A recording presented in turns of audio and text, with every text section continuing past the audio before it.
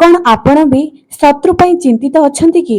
गुप्त शत्रुंक पई आपण पीड़ित रहउछंती कि? आखपाख साई पड़िशा निज कर्मचारी ऑफिस रो कर्मचारी मानकर कारणरू आपण चिंतित अछंती कि? तेबे आजिर एही भिडियोटी आपणक पई जे कोनोसी भी शत्रु हेउथा ना काहेकि जणातारे अजणातारे आमर बहुतक शत्रु रहितांती।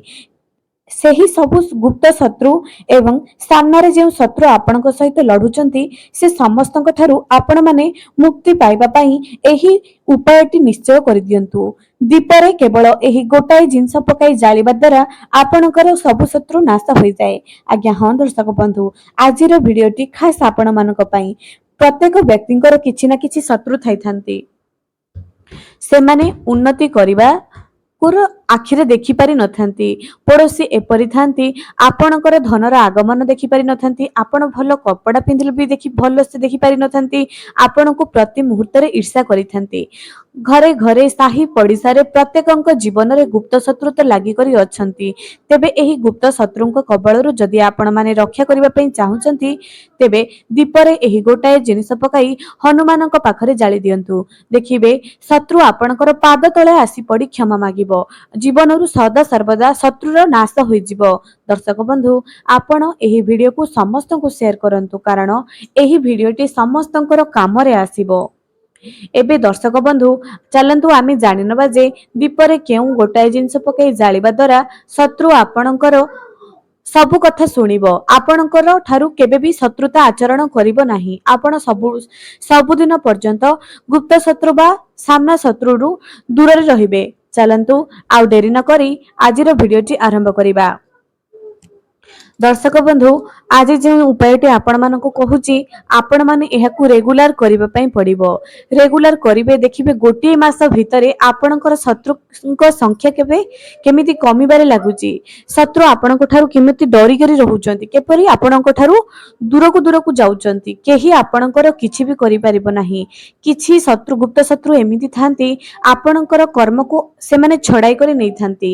ଆପଣଙ୍କୁ ଆଗକୁ ବଢିବା ପାଇଁ ଦେଇନଥାନ୍ତି। ସେମାନେ ଚାହିଁଥାନ୍ତି ଯେ ଆପଣଙ୍କଠୁ ଆହୁରି ଅଧିକ ଯିବା ପାଇଁ ବୋଲି। ଆପଣଙ୍କର କର୍ମ, ଆପଣଙ୍କର ବୁଦ୍ଧି ନେଇକରି ନିଜେ ଆଗକୁ ଯିବା ପାଇଁ ଚେଷ୍ଟା କରିଥାନ୍ତି। ଏହି ଗୁପ୍ତ ଶତ୍ରୁ ମାନଙ୍କ ଠାରୁ ରକ୍ଷା ପାଇବା ପାଇଁ ଆପଣ ଏହି ଉପାୟଟି ହନୁମାନଙ୍କ ସାମ୍ନାରେ ନିଶ୍ଚୟ କରନ୍ତୁ। ଗୋଟିଏ ମାସ ଭିତରେ ଫରକ ଦେଖିପାରିବେ। କିଛି ନା କିଛି ରାସ୍ତା ଭଗବାନ ଆପଣଙ୍କୁ ନିଶ୍ଚୟ ଦେଖାଇବେ ଯେ ଆପଣ ଗୁପ୍ତ ଶତ୍ରୁ ମାନଙ୍କ ଠାରୁ ଦୂରରେ ରହିବେ। ଚାଲନ୍ତୁ ଆରମ୍ଭ କରିବା ଏହି ଉପାୟଟି। ଆଜି ଆପଣଙ୍କୁ ଦୁଇଟି ଉପାୟ କହିବି, ଯେ ସେହି ଦୁଇଟି ଉପାୟରୁ ଯାହା ଆପଣଙ୍କୁ ଠିକ ଲାଗୁଛି ଆପଣ ନିଶ୍ଚୟ କରିବେ। ଶତ୍ରୁ ଏମିତି ଗୋଟେ ଜିନିଷ, ଯେତେବେଳେ ନିଜର ଭାଇ, ନିଜର ବଂଶଜ ଯେତେବେଳେ ଶତ୍ରୁ ହୋଇଯାଏ, ସାମ୍ନା ବାଲା ଆଉ କଣ ଆପଣଙ୍କୁ ରକ୍ଷା କରିବ। ଯେତେ ଦିନ ପର୍ଯ୍ୟନ୍ତ ବିଭୀଷଣ ରାବଣର ସାଥ ଦଉଥିଲା, ସେତେ ଦିନ ପର୍ଯ୍ୟନ୍ତ ରାବଣକୁ କେହି ଆଙ୍ଗୁଠି ବି ଦେଇ ପାରୁନଥିଲା। ଏମିତିରେ ଦେଖିବାକୁ ଗଲେ ବିଭୀଷଣ ଜଣେ ସତ୍ୟବାଦୀ ଏବଂ ଧର୍ମପରାୟଣ ନିଷ୍ଠା ବ୍ୟକ୍ତି ଥିଲେ। ଯେଉଁଦିନ ବିଭୀଷଣ ରାମଙ୍କ ପକ୍ଷକୁ ଚାଲିଗଲେ, ସେହି ଦିନ ଠାରୁ ରାବଣର ଉଲ୍ଟା ଦିନ ଆରମ୍ଭ ହୋଇଗଲା। କୁହାଯାଏ, ଯଦି ନିଜର ଭାଇ ଶତ୍ରୁ ହୋଇଯିବ, ନିଜର ଲୋକ ଯେତେବେଳେ ଶତ୍ରୁ ହୋଇଯିବ, ସେତେବେଳେ ଆପଣ ପଡିଶା ଘର ବା ସାମ୍ନା ଲୋକକୁ କଣ କହିବେ। ତେଣୁ ଯେତେ ବି ଆପଣଙ୍କର ଶତ୍ରୁ ଅଛନ୍ତି, ଆଖପାଖର ଯାହା ବି ଶତ୍ରୁ ଅଛନ୍ତି, ସେ ସମସ୍ତଙ୍କଠୁ ମୁକ୍ତି ପାଇବା ପାଇଁ ଏହି ଉପାୟଟି ମଙ୍ଗଳବାର କିମ୍ବା ଶନିବାର ଦିନ କରନ୍ତୁ, କିମ୍ବା ପ୍ରତ୍ୟେକ ଦିନ କରନ୍ତୁ। ଚାଲନ୍ତୁ ଦୁଇଟି ଉପାୟ କହିବି। ଗୋଟିଏ ଉପାୟ ଆପଣ ମଙ୍ଗଳବାର କିମ୍ବା ଶନିବାର ଦିନ କରିବେ, ଆଉ ଗୋଟିଏ ଉପାୟ କହିବି ପ୍ରତ୍ୟେକ ଦିନ କରିବେ। ଆପଣଙ୍କୁ କଣ କରିବାକୁ ପଡିବ, ସୋରିଷ ତେଲର ଦୀପ ନବା ପାଇଁ ପଡିବ। ସେଥିପାଇଁ ଆପଣଙ୍କୁ ଗୋଟିଏ ବଡ ଦୀପ ବି ମାଟିର ଦୀପ ନବା ପାଇଁ ପଡିବ।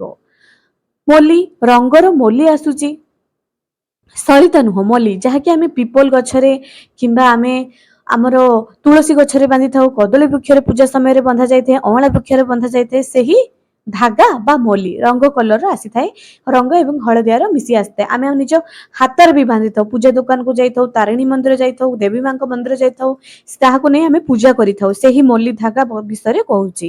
ତାହାକୁ ନିଜର ମୁଣ୍ଡ ଠାରୁ ପାଦ ପର୍ଯ୍ୟନ୍ତ ସେହି ଧାଗାକୁ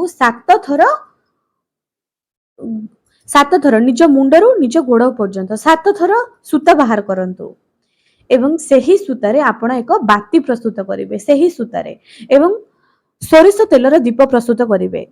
ଦୀପ ପ୍ରସ୍ତୁତ କରି ତାହାକୁ ମଙ୍ଗଳବାର କିମ୍ବା ଶନିବାର ଦିନ ନେଇକରି ହନୁମାନ ମନ୍ଦିରରେ କଣ୍ଟିନ୍ୟୁ ଜାଳିବା ପ୍ରାରମ୍ଭ କରିଦିଅନ୍ତୁ। ସୋରିଷ ତେଲର ଦୀପ ହୋଇଥିବ ଏବଂ ନିଜ ମୁଣ୍ଡରୁ ଗୋଡ଼ ପର୍ଯ୍ୟନ୍ତ 7 ଥର କରିଥିବେ। ସେହି ମଲିବା ଧାଗାକୁ ବଳିତା ସଳିତା କରି ଆପଣ ହନୁମାନଙ୍କ ମନ୍ଦିରରେ ମଙ୍ଗଳବାର କିମ୍ବା ଶନିବାର 2 ଦିନ ବି କରିପାରନ୍ତି, ଗୋଟିଏ ଦିନ ବି କରିପାରନ୍ତି।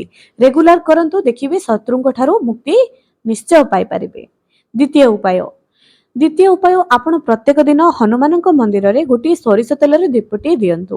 ସୋରିଷ ତେଲର ଦୀପଟି ହନୁମାନଙ୍କ ମନ୍ଦିରରେ ରେଗୁଲାର ଦବା ପ୍ରାରମ୍ଭ କରିଦିଅନ୍ତୁ। ଏବଂ ଗୋଟିଏ ମିଠା ପାନ ହନୁମାନଙ୍କୁ ଚଢାନ୍ତୁ। 48 ମିନିଟ ହନୁମାନଙ୍କ ପାଖରେ ତାହାକୁ ରଖିବାକୁ କୁହନ୍ତୁ ପୂଜାରୀ ମହାଶୟଙ୍କୁ।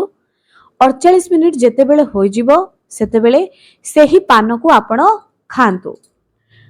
ଏମିତି କରିବା ଦ୍ୱାରା ଶତ୍ରୁ ଆପଣଙ୍କର ସବୁ କଥା ଶୁଣିବ, ଆପଣଙ୍କ ଠାରୁ କେବେ ବି ଆପଣଙ୍କ ସହିତ ପଙ୍ଗା ନେବା ପାଇଁ ଚେଷ୍ଟା ବି କରିବ ନାହିଁ, କୌଣସି ଆପଣଙ୍କର କ୍ଷତି ବି କରିପାରିବ ନାହିଁ।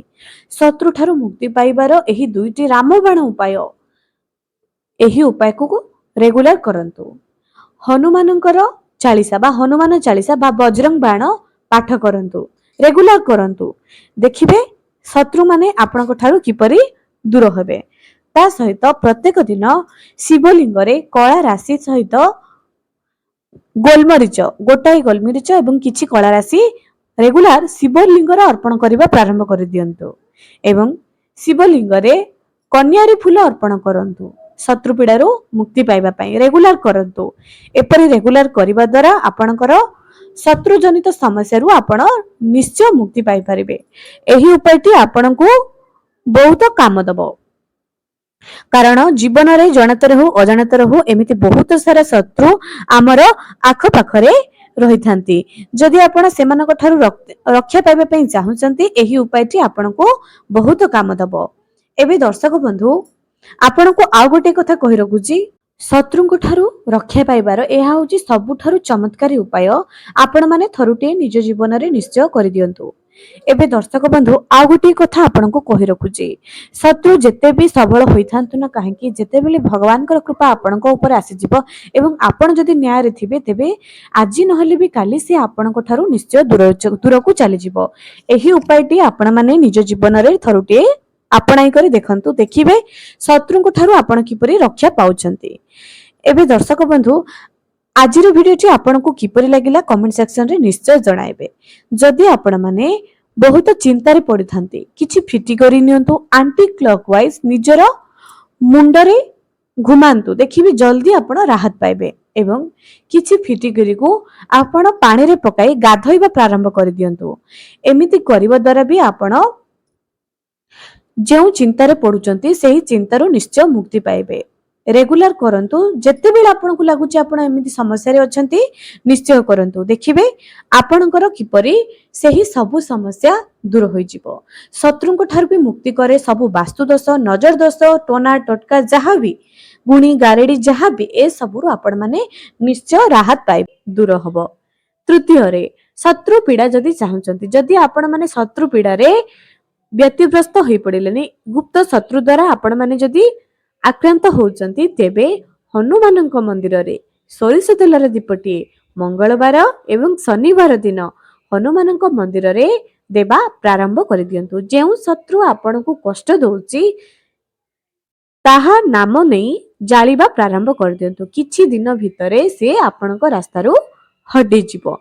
ଚତୁର୍ଥରେ, ଯଦି ଆପଣଙ୍କ ଘରେ ନେଗେଟିଭ ଏନର୍ଜି ଅଛି, ଯଦି ଲାଗୁଛି ଆପଣଙ୍କ ଘରେ ନେଗେଟିଭ ଏନର୍ଜି ଅଛି, ଆପଣମାନେ କଣ କରୁଛନ୍ତି ତାହା ଦୂର କରିବା ପାଇଁ ଚାହୁଁଛନ୍ତି, କଣ କରିବେ?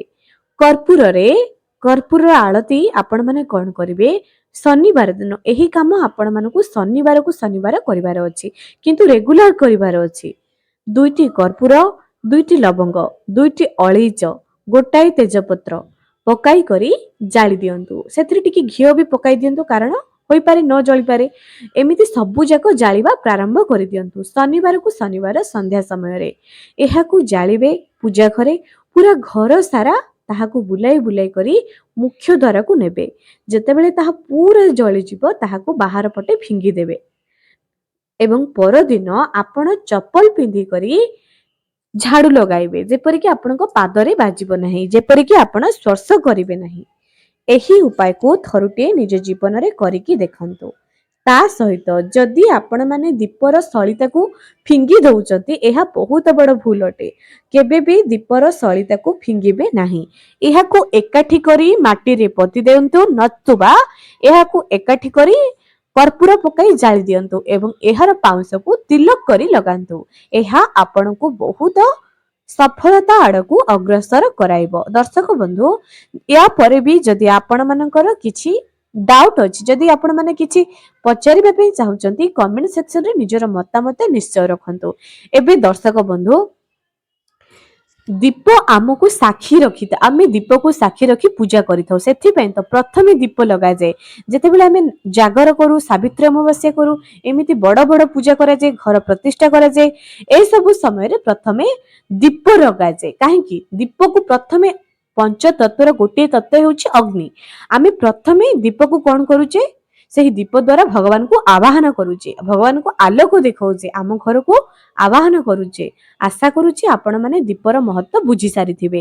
ଆଜି ପାଇଁ ରହିଲି, ପୁଣି ଦେଖା ହେବ ଆଗାମୀ ଏକ ସୁନ୍ଦର ଭିଡିଓରେ।